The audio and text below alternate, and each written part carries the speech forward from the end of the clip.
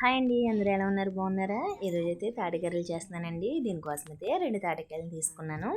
ఈ శుభ్రంగా కడిగేసుకొని పైన తొక్కలా తీసేసుకోవాలండి తాటికాయకి. ఈ తాటికాయలు ఆషాఢ మాసంలో తినాలంటారు. తాటి రొట్టి, తాటిగారెలు అవి వేసుకుంటారు కదా! ఏ సీజనల్ ఫ్రూటు ఆ సీజన్లో తినాలంటారు. తాటికాయ అందరూ తినరని ఈ ఆషాఢ మాసంలో తినాలని పెట్టారు. ఇలా తీసేసుకొని తాటికాయ తొక్క పైన ఇలా 3 టెంకల్లా ఉంటాయి కదండి, ఇవి కూడా ఇలా తీసేసుకొని పక్కన పెట్టేసుకోవాలి.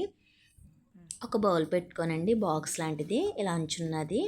ఆ అంచుకి ఇలా తీసేసుకోవచ్చు. ఇలా ఈజీగా అయిపోతుంది. కొంచెం మంది బెజ్జల గిన్నెతో కూడా తీస్తారు.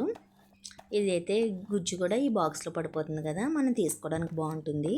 ఇలా తీసేసుకొని గుజ్జంతా లోపల ఇంకా ఈ పీచులు లాంటివి ఉంటాయి కదండి, టెంకకి మనం తీసినప్పుడు వస్తాయి కదా, అవి కూడా తీసేసుకోవాలి. పీచులు లాంటివి అన్నీ తీసేసుకొని మనం జ్యూస్ అయితే రెడీ చేసేసుకోవాలండి.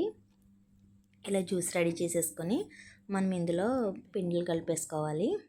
ముందుగా అయితే 1 కప్పు ఉప్మా రవ్వ అండి తెల్లది, 1 కప్పు ఇడ్లీ రవ్వ, 1 కప్పు వరిపిండి వేసుకొని బాగా కలుపుకోవాలండి. బాగా కలిపేసుకున్నాక మనం అదే కప్పుతో 1 కప్పు బెల్లం కూడా వేసుకోవాలి. ఈ బెల్లం కూడా వేసుకొని మనం ఒక గంట హాఫ్ అన్ అవర్ అలా నానబెట్టేసుకుంటే నానుతుందండి పిండి, బాగుంటుంది. మనం షుగర్ చూసుకొని సరిపోతే కొంచెం బెల్లం కూడా వేసుకోవచ్చు. తర్వాత దీన్ని మనం కొంచెం తీసుకొని చేతికి ఆయిల్ రాసుకొని ఇలా గారెల్లా వేసుకుంటే తాటి గారెలు అయితే రెడీ అయిపోతాయండి. చిన్న మంట పెట్టుకొని వేయించుకోవాలి బాగా ఎర్రగా. ఈ వీడియో నచ్చితే లైక్ చేయండి. Bye friends.